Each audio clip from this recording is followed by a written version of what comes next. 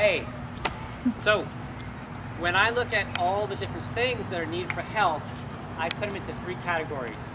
We have nutrition, which everyone here has been focusing a lot upon, but I only see that as about 1/3 of the equation.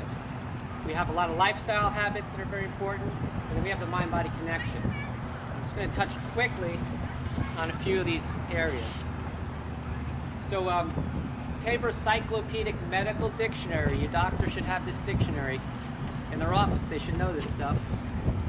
I'm going to quote now. Vitamin A destroyed by high temperature. Vitamin B1 destroyed by exposure to heat. Vitamin B6 rapidly inactivated in the presence of heat. Folic acid destroyed by heat. Vitamin B12 unstable in hot acid or alkaline solutions. Vitamin C easily destroyed by oxidation, lost in cooking. Vitamin E destroyed by heat. So there's your mainstream medical dictionary telling you that at least 2/3 of vitamins are lost in cooking. A lot of people think about protein too, and they think, well, if I only eat all this plant stuff, where am I getting all my protein from? I know a lot of you guys over here are new to this. So think about a word you learned in elementary school when sunlight hit the green plant. What do they call that? Photosynthesis. That's where all the amino acids, the building blocks of protein, come from. So whether you eat the plants or you eat the animals who ate the plants, you're getting the protein either way. If you eat low on the food chain, which is the plants, you avoid getting all the accumulated poisons, toxins that build up in the fatty tissues of all those animals. Scientists use a word called bioaccumulation. We're talking about PCBs, dioxins, heavy metals, pesticides, herbicides, antibiotics, other chemicals. So as we know, we can do these long juice fasts, and we can live on nothing but, plant foods. Like I've been living on nothing but plant foods since 1993. I know people have been doing that their whole life. So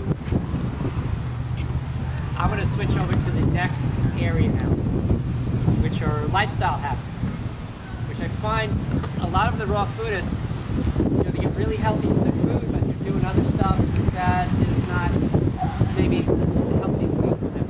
The biggest problem that I see people are doing, they're holding themselves. And I just want to show you this. This is a release from the World Health Organization, WHO. Just put this out about a half a year ago. They're calling the radiation coming out of mobile phones a class B2 carcinogen.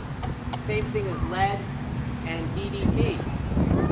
None of you healthy people out here are eating food that has DDT on it or putting lead in their body, but they're sticking the phone up to their head. And it's very simple to avoid that type of radiation. Just distance yourself from the phone. Most people have a speakerphone built in. Hit the speakerphone button, hold it out here. When you have a meter that measures radiation like this one, you put the phone against the meter, bam, the needle's pinned. If you hold it out at arm's length, it drops off. And anyone that wants to test their phone, I'm going to be sitting over here on the side afterwards, and I'll do tests on your phone. We're all going to find pretty much the same thing. At arm's length, the electromagnetic radiation drops off. The RF or microwave radiation drops out about 98% on most phones. So another thing people do to help themselves with the radiation from phones is they use headsets. Regular headsets, just think about it, it's a wire. It's transmitting electrons right up the wire, right into your head. So if you put a regular headset on a meter, you'll see a lot of electromagnetic radiation coming out. There are headsets now, like this one, that are air tubed. So this electricity comes up through the wire, stops here, and only air comes up through. You put that on a meter, nothing comes out of it. So if you put this on, hold your phone out at a distance, the distance protects you from the microwave radiation or the radio frequency coming through the antenna, and then this part protects you from the electromagnetic radiation from that shooting into your brain.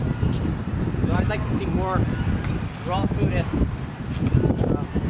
taking precautions with their cell phones and other lifestyle issues. Here's just a couple books on the topic. If you don't believe the science is out there, take a look at these. I'll have them over there.